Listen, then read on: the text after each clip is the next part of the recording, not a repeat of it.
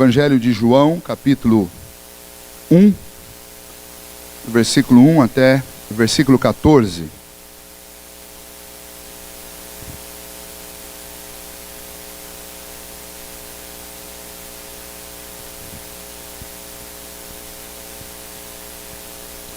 No princípio era o Verbo, e o Verbo estava com Deus, e o Verbo era Deus. Ele estava no princípio com Deus. Todas as coisas foram feitas por intermédio dele, e sem ele nada do que foi feito se fez. A vida estava nele, e a vida era a luz dos homens. A luz resplandece nas trevas, e as trevas não prevaleceram contra ela. Houve um homem enviado por Deus, cujo nome era João. Este veio como testemunha para que testificasse a respeito da luz, a fim de todos virem a crer por intermédio dele. Ele não era a luz, mas veio para que testificasse da luz, a saber, a verdadeira luz, que vinda ao mundo ilumina todo o homem. O Verbo estava no mundo, o mundo foi feito por intermédio dele, mas o mundo não o conheceu. Veio para o que era seu, e os seus não o receberam. Mas a todos quantos o receberam, deu-lhes o poder de serem feitos filhos de Deus, a saber, aos que creem no seu nome, os quais não nasceram do sangue, nem da vontade da carne, nem da vontade do homem, mas de Deus. E o Verbo se fez carne, e habitou entre nós, cheio de graça e de verdade, e vimos a sua glória, glória como do unigênito do Pai. Vamos orar mais uma vez. Senhor, nós te agradecemos nesta manhã pelo privilégio que temos. 2000 anos depois dos acontecimentos extraordinários, da plenitude dos tempos, nós, ó Deus, relembramos com alegria e vivenciamos, ó Deus, o brilho, a luz e, ó Deus, o esplendor daqueles dias, olhando, ó Pai, pelos olhos da fé através da Tua Palavra. Obrigado, Deus, pelo registro inspirado e santo que o Senhor faz daqueles dias, para que o nosso coração se alimente disso. Mas, ó Deus, que não seja apenas uma reflexão momentânea a respeito de algo que aconteceu no passado, mas que a gente entenda, ó Deus, que o que aconteceu lá, acontece hoje aqui também, porque a vinda do Teu Filho mudou toda a história. E a presença dele é constante, não naqueles dias apenas, mas até hoje. E enquanto, ó Deus, nós estivermos vivos sobre essa terra, desfrutaremos da presença dele, e por toda a eternidade desfrutaremos do seu reinado sobre todas as coisas. Ajude-nos a considerar isso, ó Deus, e a realmente entender o que é viver na presença do Senhor. Que assim, ó Deus, o Senhor nos ajude. Que assim, ó Deus, o Senhor nos fortaleça e nos ensine nesta manhã. E neste mês, ó Deus, de dezembro, último mês do ano, onde muitas vezes chegamos extremamente cansados e exaustos, mas podemos, ó Deus, nesse tempo, sentir o refrigério e revigorar do nosso coração e da nossa alma, na doçura, ó Deus, dos atos poderosos do Senhor, enviando o seu Filho a nós. Fala conosco, é a nossa oração em nome de Jesus. Amém. Buscando refrigério na presença de Jesus. É isso que nós devemos fazer quando nos reunimos aqui, e especialmente quando contemplamos a obra do Messias, a obra de Deus em salvar os homens. O mês de dezembro é um mês especial para nós, porque aquilo que nós deveríamos fazer todos os dias da nossa vida, parece que a gente faz mais quando chega o mês de dezembro, especialmente porque esta data, para nós cristãos, é sem dúvida nenhuma uma data singular, a mais importante de todas, a mais especial de todas. O cumprimento da promessa do Senhor de enviar o Messias, o seu Filho, para nos salvar. E o Natal é isso. Nós não nos preocupamos especialmente com a data em si, com o dia em si, porque para nós esse significado é atemporal e ele deve ser aproveitado e ele deve ser sentido todos os dias do ano. E a gente não deve restringi-lo a uma data. Mas a nossa cultura acaba nos forçando a pensar mais sobre isso nesse período do ano, porque tudo está montado em torno disso. Embora no mercado o fator principal realmente não é Cristo, o fator principal é o consumo, é o final do ano. Mas para nós cristãos, este mês não tem a ver com consumo tão somente, mas para nós cristãos especialmente tem a ver com essa data que foi escolhida para comemorar o Natal. E nós não sabemos exatamente em que dia isso aconteceu, mas é a data para nós singular. E sobre essa data, então, nós vamos, ao longo do mês de dezembro, falar bastante sobre isso. Eu gostaria de usar com vocês, durante algumas destas nossas oportunidades aqui, o livro de João, o Evangelho de João, porque João tem uma maneira muito especial de abordar o nascimento e a obra do Senhor Jesus. Enquanto você tem, por exemplo, o evangelista Mateus, quando ele vai narrar a vida de Jesus, ele tem um enfoque voltado especialmente para os judeus. Então ele mostra Jesus como o cumprimento das promessas, ele mostra Jesus como o rei prometido, o Messias aguardado, tanto que ele começa pela linhagem de Jesus e por aí vai, mostrando sempre que Jesus é o cumprimento do Antigo Testamento. Você tem Marcos, por exemplo, escrevendo para os romanos, e os romanos sempre foram muito agitados, muito trabalhadores. Você tinha lá uma horda gigantesca de soldados e de oficiais vivendo lá na Palestina naqueles dias. E então Marcos escreve para eles mostrando que Jesus é o grande servo, Jesus é o grande trabalhador, ele veio para servir. E então pega um gancho lá na vida agitada dos romanos para que eles pudessem prestar atenção em Jesus. Você tem, por exemplo, Lucas escrevendo para os gregos.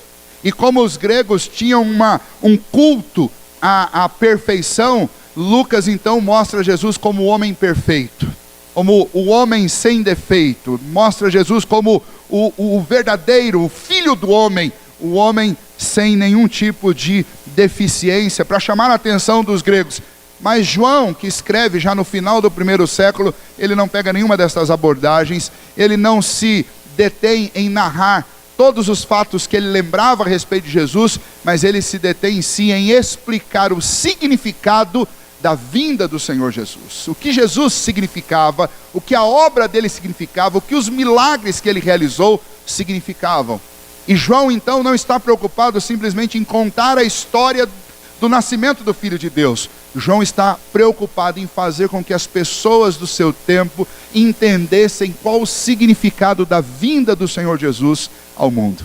E por isso ele não começa falando da viagem de José e Maria até Belém, ele não começa falando sobre a visão que Maria teve de um anjo, que anunciou que ela seria a mãe do Filho de Deus. João não se preocupa em contar como o anjo disse isso para José. João não se preocupa com essas questões, e ele nem começa pela infância do Senhor Jesus. Ele começa muito antes disso. Ele começa lá em Gênesis 1, ele começa lá no princípio, e ele vai mostrar para nós: Deus está aqui. Deus sempre esteve aqui. O Filho de Deus, agora encarnado entre nós, é a realização de uma promessa do Senhor, mas não que ele estivesse ausente, porque ele está envolvido com tudo que diz respeito à nossa história, mas especialmente nesses dias, ele veio porque ele veio cumprir a missão de nos salvar. Ele veio para trazer luz. Vocês precisam entender qual o significado da presença de Jesus e encontrar refrigério no fato de que ele está aqui. João estava vivendo uma crise no final do primeiro século. As igrejas estavam sendo fortemente perseguidas, as igrejas estavam passando por uma onda de apostasia, muita gente abandonando o evangelho, e João queria reanimar, João queria reavivar a obra do evangelho no seu tempo, e ele é usado por Deus para fazer isso, mostrando através desse evangelho o significado da presença de Jesus. E ele vai então dar um enfoque muito especial às declarações que Jesus faz a respeito de si mesmo. Especialmente na sequência aí do livro, nós vamos encontrar 7 vezes o Senhor Jesus dizendo: eu sou, começando por eu sou o pão da vida, e hoje à noite nós vamos falar sobre isso. Depois ele vai dizer: eu sou a luz, e aí o Senhor Jesus vai fazer 7 afirmações sobre si mesmo, e João vai usar as palavras de Jesus para explicar o que isso significa, para mostrar o quanto nós precisamos de Jesus, e o quanto Jesus é fundamental na sua vida, na nossa vida. Nós precisamos entender o significado da presença, da vida e da obra de Cristo para todos nós. Especialmente aqui neste texto que nós lemos. Eu quero comentar com vocês algumas coisas desse texto, algumas verdades desse texto, e depois aplicá-las à nossa vida. Mas, já de início, João começa dizendo que o Senhor Jesus é o Verbo. E por que João escolhe essa expressão, essa palavra, o Verbo, para descrever o Senhor Jesus? Porque essa maneira de se referir ao Senhor Jesus é para mostrar, e o termo aí no grego é logos, é para mostrar o quê? Que Jesus é aquele que veio comunicar, que veio mostrar Deus da maneira mais completa que nós homens pudéssemos conhecê-lo.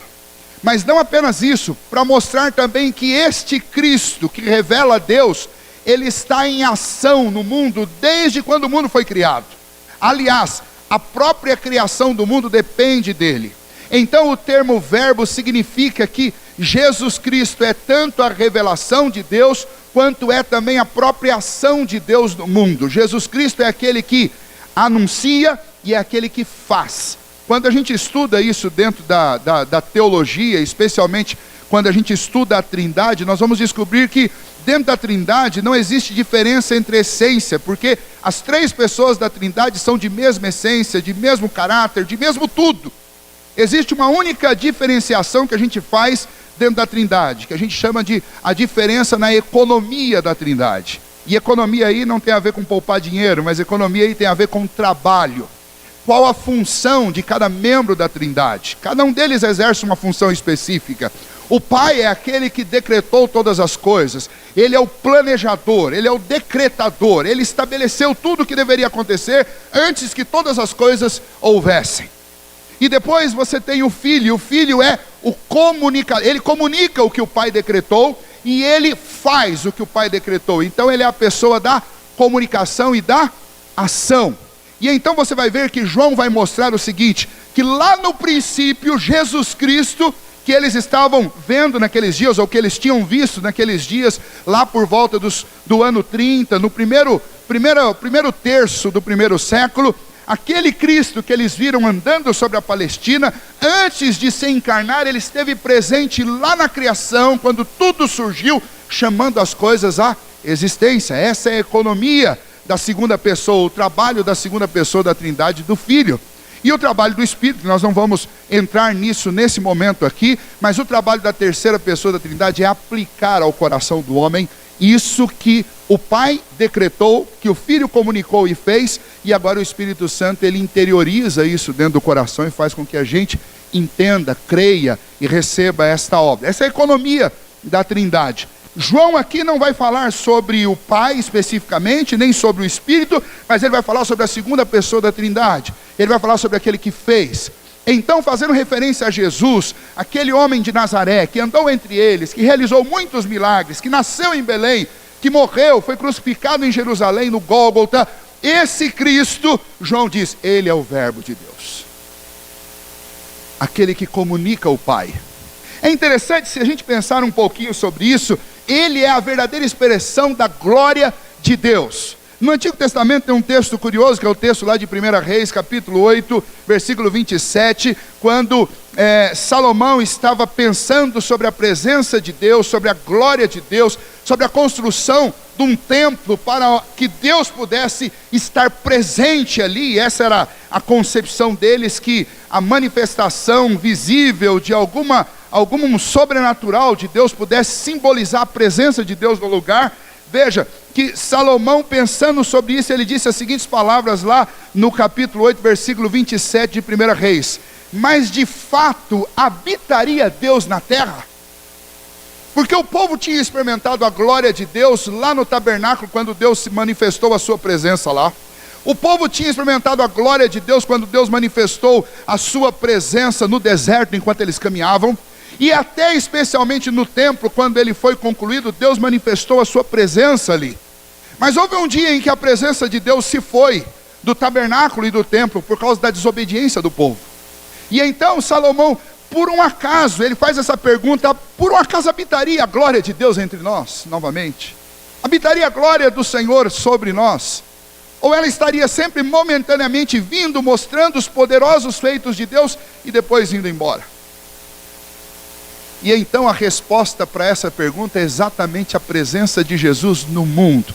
O Deus Emanuel, quando Ele vem habitar entre nós, é a manifestação perfeita, é a manifestação completa de Deus entre os homens. É a resposta à pergunta de Salomão: acaso habitaria a glória de Deus entre nós, sobre essa terra? Jesus é essa resposta. E para o judeu que está ouvindo João, ou lendo João falando, o judeu logo lembra disso, pensa na pergunta do rei Salomão, e eles agora têm a resposta: o verbo de Deus, Ele habitou entre nós.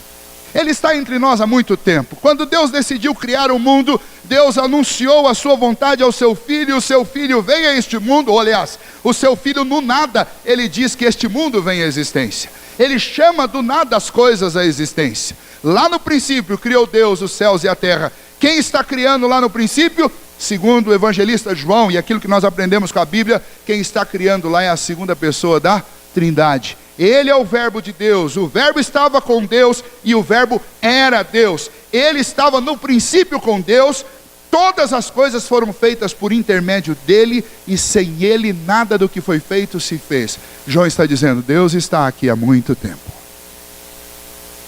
Jesus está aqui há muito tempo. Imagine se você fosse um daqueles ouvintes, no final do primeiro século, Jesus tinha ascendido aos céus no ano 33, seguindo a contagem cronológica do calendário agostiniano. No ano 33, ele subiu aos céus.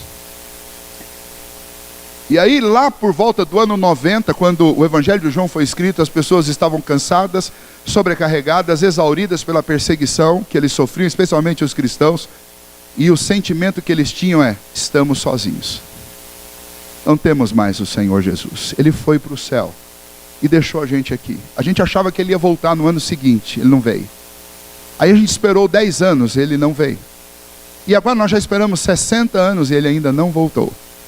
E aí João chega para eles e diz: o verbo, Jesus Cristo é o verbo. E o verbo é Deus. E desde o princípio ele está conosco. João estava dizendo para eles: Jesus está aqui. Ele sempre esteve. Como ele prometeu, e João tinha ouvido essa promessa do Senhor Jesus: eis que estarei convosco todos os dias, até a consumação dos séculos. João está lembrando para aquela igreja: o nosso Senhor Jesus sempre esteve. E a presença do verbo de Deus é o que traz refrigério para o nosso coração. Você talvez esteja cansado da sua vida, das suas lutas. Cada um de nós tem uma história diferente, mas se existe algo que é comum à história de cada um de nós, é que nós estamos sempre muito exaustos e muito cansados. E nós só encontramos realmente refrigério e descanso num único nome, é no nome do Senhor Jesus. E Ele não está ausente da sua vida, Ele não está distante, Ele está aqui. Ele é o alfa e o ômega, Ele é o princípio e o fim. Ele sempre esteve e Ele sempre estará com você e sempre estará conosco. Qual o significado de Jesus ter nascido nesse mundo? Qual o significado dele ter vindo até nós? O nome Emanuel, que inclusive o filho da Edna tem esse nome, eu falo, é o nome mais bonito da igreja, sem dúvida nenhuma, porque este nome significa Deus conosco. Deus habitando conosco. Jesus é o Deus Emanuel. Ele habita comigo, Ele habita com você. Ele desde o princípio está absolutamente presente na nossa história. Ele está presente na sua vida. Ele sabe do que você está passando, Ele sabe das suas dores. E se existe um lugar onde você pode encontrar alívio, este lugar não é propriamente no templo, na igreja, mas esse lugar é em Cristo Jesus. Ele é o verbo de Deus. Ele é aquele que comunica Deus, é aquele que mostra Deus, é aquele que faz as obras de Deus. O versículo 4, portanto, João faz uma ligação. Primeiro ele mostra o Senhor Jesus como este verbo eterno do Senhor, como este verbo criador do Senhor, como este Jesus encarnado, este Deus presente, o Deus Emanuel. Mas no versículo 4 ele já faz uma outra ligação. E ele diz: a vida estava nele, e a vida era a luz dos homens. E então ele começa a mostrar Jesus, algo que ele vai fazer mais adiante no livro de João, quando João vai mostrar essas frases do Senhor Jesus: eu sou o pão da vida, e na sequência, eu sou a luz do mundo. Mas João aqui está introduzindo isso para falar mais tarde, de forma mais específica e mais profunda sobre o assunto. Mas agora de imediato ele está dizendo: ele a vida estava nele e a vida era a luz dos homens. E ele continua na ligação lá com Gênesis 1. Se você lembrar de Gênesis 1 e 2, no princípio criou Deus os céus e a terra estava sem forma e vazia, e o Espírito de Deus pairava sobre a face das águas. E aí no versículo 3, e disse Deus, haja luz. E então o que João está mostrando é que lá no princípio, Jesus mesmo já realizou a criação de tal maneira que ficasse muito claro para os homens qual é o princípio de uma nova vida. O princípio de uma nova vida é quando a luz de Deus raia sobre o nosso coração. Quando o mundo estava em desordem e não havia absolutamente nada, o Filho de Deus começou criando, dizendo, haja luz. E agora João, para mostrar para eles como é que começa uma nova vida, ele vai dizer o seguinte: uma nova vida é iniciada pelo verbo de Deus, ele que é aquele sempre presente. E o primeiro ato do verbo de Deus para trazer vida aos homens, porque ele é a própria vida, é fazer com que nasça a sua luz sobre os homens. E então João diz, a vida estava nele e ele é a luz dos homens. A vida do homem sem Deus é descrita nas Escrituras como uma vida em trevas. E o que uma vida em trevas significa? Uma vida em trevas significa uma vida completamente absorvida pelas intenções de Satanás. Satanás é aquele que é a própria treva. Ele é descrito como estas trevas que sobrevieram sobre esta terra, que caíram sobre os homens. E sobre os homens que vivem em trevas, veio a luz do Senhor Jesus. Ele ilumina os homens, ele ilumina o caminho dos homens, ele traz claridade aonde nós não enxergamos absolutamente nada. Uma outra maneira de descrever a vida dos homens sem Deus é cegueira. E cegueira nada mais é do que trevas profundas. Quando uma pessoa não consegue perceber a luz, não enxerga cores, não enxerga nada que está além de si nem dentro de si. Uma pessoa mergulhada na mais profunda treva. E então uma das maneiras de descrever o homem sem Deus é dizendo que estes homens sem Deus são como cegos. E alguns são cegos dirigindo outros cegos em direção a um abismo de morte, um abismo de sofrimento, uma ruína tremenda. E Jesus Cristo veio e traz a luz para aqueles que estão em cegueira, trazendo para eles de volta a visão. E então faz muito sentido João chegar para aquela geração de gente cansada e de alguns que estavam querendo inclusive abandonar a fé em Cristo Jesus, para dizer para eles, vocês vão para onde? Jesus é a luz dos homens. Vocês vão deixar a luz para voltar para as trevas? As trevas sempre fizeram resistência à luz, mas elas nunca puderam resistir à luz. Aonde uma lâmpada se acende, as trevas não permanecem, elas precisam dar espaço, porque a luz é mais poderosa do que as trevas. Sempre foi, em qualquer aspecto, seja na ciência ou seja nas questões espirituais, a luz é mais poderosa. E João está dizendo, vocês vão para onde? Se a vida está em Cristo e ele é a luz dos homens, para onde vocês vão? A grande tentação nossa é a tentação do coração do homem, e a gente pode refletir sobre isso neste mês e nesta época do Natal. A grande tentação do homem foi andar em direção às trevas. As trevas atraem a nossa natureza, porque a nossa natureza é uma natureza caída. As trevas atraem o nosso coração, porque elas oferecem aquilo que o nosso coração caído quer.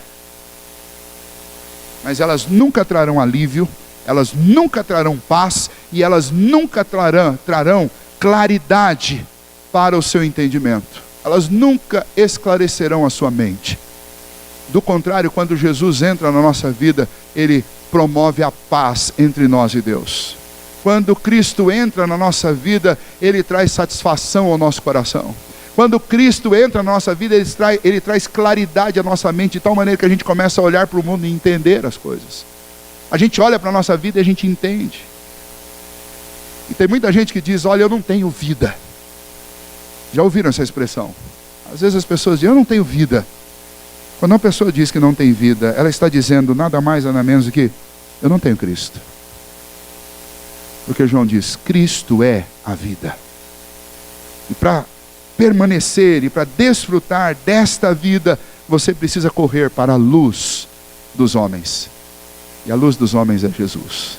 É lá que nós temos vida. E então, é isso que João está falando. Essa palavra vida, que aqui está associada à palavra luz, é uma palavra-chave no livro de João. E nós não podemos abrir mão disso e nem perder de vista esse tema. Luz e trevas são temas que se repetem ao longo de todo o Evangelho de João, mas também quando você vai lá para as epístolas de João, você vai encontrar essa repetição várias vezes, especialmente no capítulo 1, João vai falar bastante sobre isso. E o que João quer é que nós, pecadores, nós tragamos a nossa mente, façamos com que a nossa mente, ela produza essa reflexão. Longe de Deus, trevas. Perto de Jesus, luz. Onde você quer viver? Nas trevas ou na luz? Uma nova vida começa exatamente nessa corrida para perto de Jesus. E aí você pode lembrar da palavra de Deus que diz: eis que Ele não está longe de vós. Você pode lembrar de Isaías 55 e diz: buscai ao Senhor enquanto se pode achar, invocai-o enquanto Ele está perto. E eu quero dizer para vocês, Cristo está aqui, Jesus está aqui, Deus está aqui, e nós temos que aproveitar a presença dEle e correr para os braços dEle, para desfrutar dessa luz enquanto nós podemos.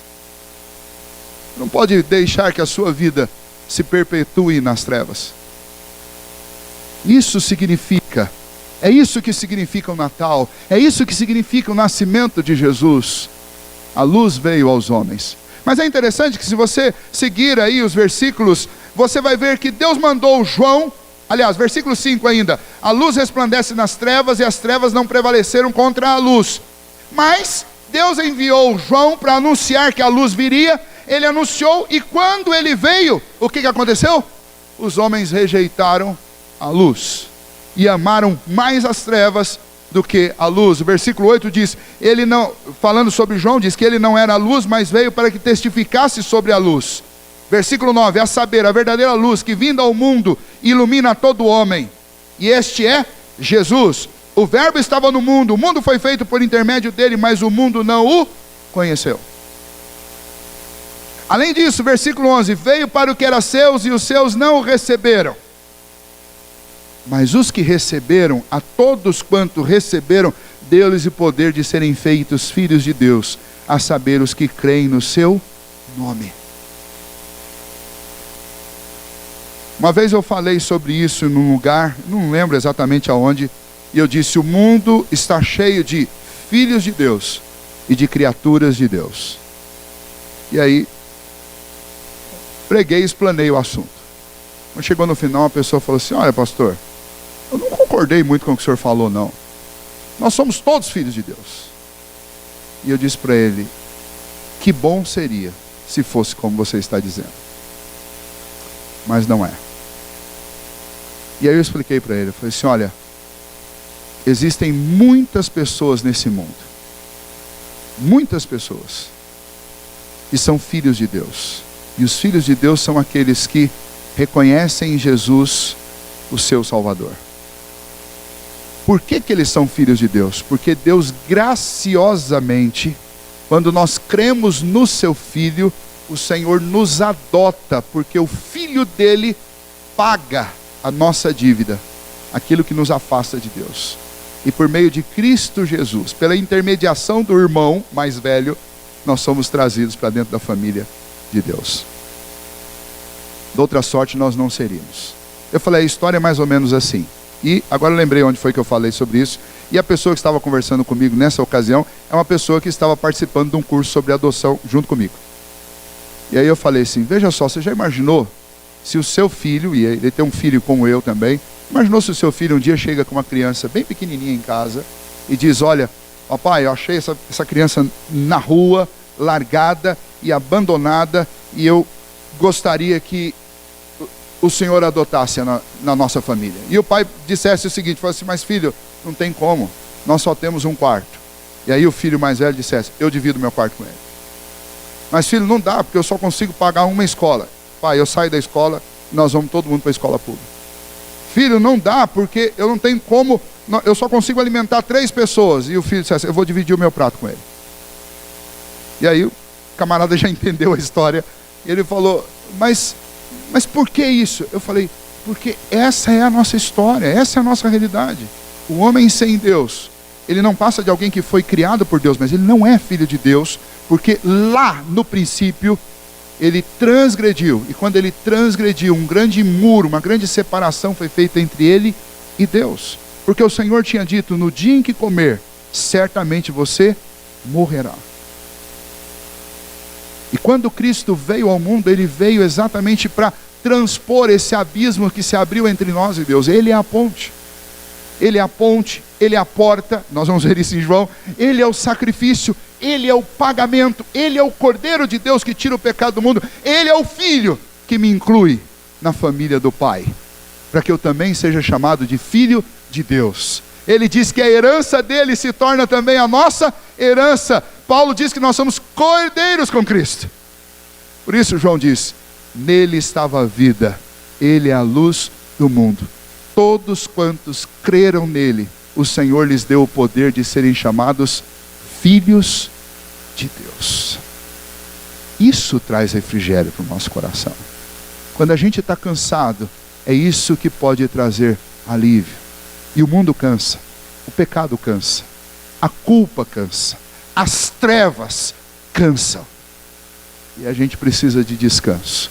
E o descanso é em Cristo, somente em Cristo. E quando João escreve este evangelho, está escrevendo isso. Ele conclui essa introdução dizendo no versículo 14: e o verbo se fez carne e habitou entre nós, cheio de graça e verdade. Se existem duas coisas que nós carecemos desesperadamente nessa vida, é graça, ou seja, favor, porque nós não merecemos nada. E se existe uma outra coisa que nós necessitamos desesperadamente nessa vida, é verdade, porque nós vivemos num mundo de enganos. Eu acho curioso que hoje em dia, antigamente, e você que tem aí por volta dos 40 anos ou mais, você é da época que a gente ia para a escola e levava um mini dicionário dentro da bolsa.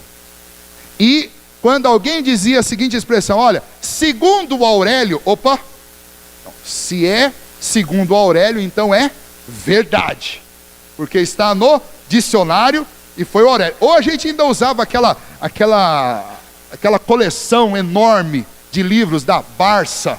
Mas fala assim: ó, não, olha, eu conferi isso lá na Barça. Oh, se está na Barça é verdade.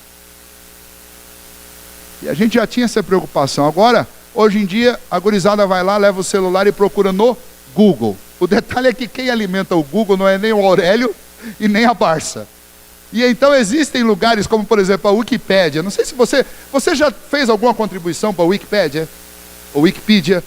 Todo ser humano pode fazer. Se você quiser dar uma explicação para alguma coisa, você pode explicar mesmo, seja mentira.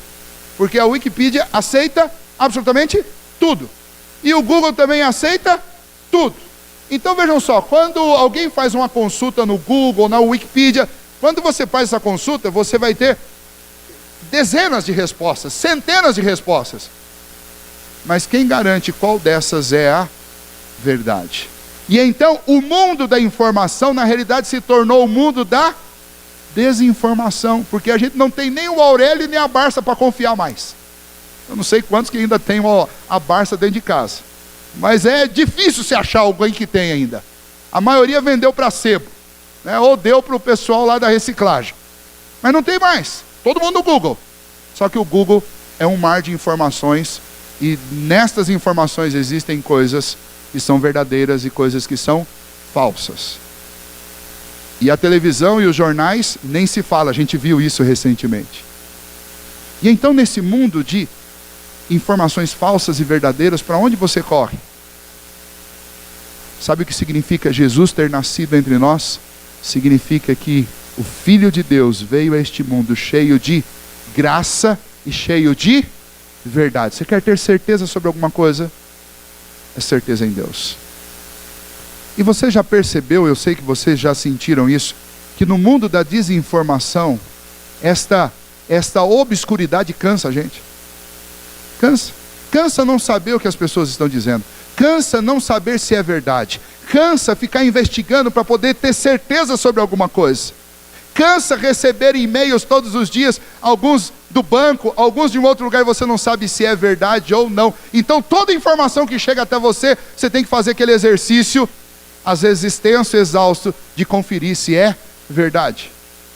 Mesmo as senhoras que não estão habituadas, as senhoras mais de idade que não estão habituadas com os meios da internet, com as redes mundiais, mas ainda assim o telefone lá de casa liga e fala assim: olha, a senhora foi contemplada no programa não sei das quantas aí e ganhou um carro novo. E aí a coitada da senhora atarefada na sua casa, cheio de trabalho, ela precisa fazer um exercício gigantesco, convocar todas as amigas para fazer uma pesquisa e ver se aquilo é verdadeiro, antes de informar o CPF, o RG e o endereço. E provavelmente está passando por um golpe. O mundo de trevas e de enganos cansa a gente, deixa a gente exausto. Nós somos uma geração de gente cansada e exausta.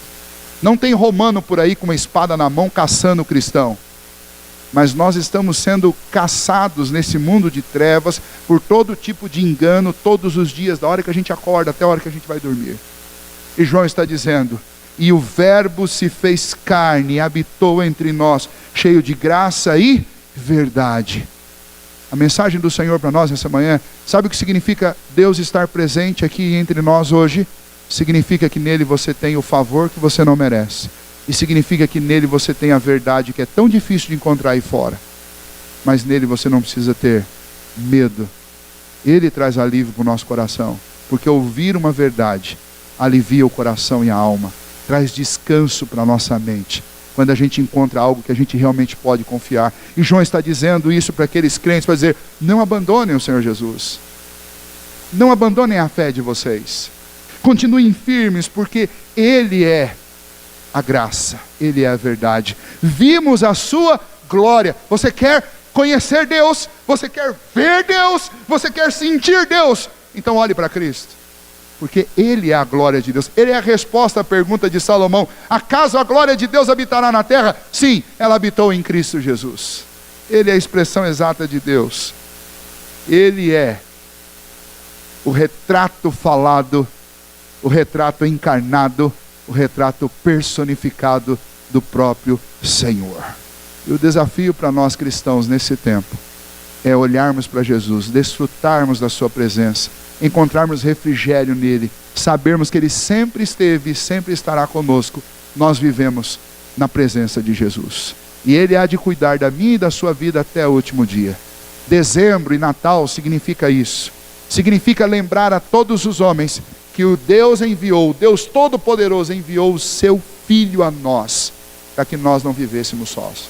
Você não tem que viver sozinho, você não tem que ficar desiludido, desanimado e solitário. Basta que você tenha consciência disso. Cristo está com você. Ele não te deixa, Ele não te desampara. Ele é o ânimo que você precisa, Ele é a coragem que você precisa, Ele é a alegria que você quer, Ele é a verdade que você precisa. Ele é a graça que todos nós precisamos. Então não deixe que o cansaço do mundo, o nosso coração cheio de ideias ruins, a nossa mente tão perturbada, não deixe que isso convença você de que você não vale nada, de que você está no fim da vida, de que você só resta morrer porque essa vida não faz. Essas coisas todas que passam pela cabeça do homem cansado desse mundo. Jesus Cristo, Ele diz exatamente o contrário para nós. Jesus disse: sim, você não tem valor, mas eu dei a minha vida por você. Eu te comprei com meu sangue. Você vale sim, para o meu Pai, você vale o sangue do Filho dele. E aí você lembra de Romanos: aquele que não poupou o seu próprio Filho, antes por todos nós o entregou, porventura não nos dará graciosamente todas as coisas? Você é alguém muito especial, porque a graça e a misericórdia do Senhor foi derramada sobre a sua vida. Você é alguém especial porque Cristo te incluiu na família de Deus. Você não é uma criatura de Deus, você é filho de Deus. É isso que significa o nascimento de Jesus. Ele veio trazer para nós uma nova vida. E quando a luz dele brilha no nosso coração, uma existência completamente nova dá início. E essa existência se concretizará no dia em que ele voltar. E nesse dia ele vai nos chamar e nos reunir com uma só família. E nós vamos desfrutar de sua presença para sempre. É isso que significa Jesus estar presente entre nós, ter nascido neste mundo. É isso que o Natal significa. Vamos louvar a Deus por isso, vamos exaltá-lo por isso, e vamos agradecer muito ao Senhor por isso, e suplicar que Ele nos ajude a realmente alimentar o coração com estas verdades, para que a nossa vida seja realmente uma vida nova. Vamos cantar.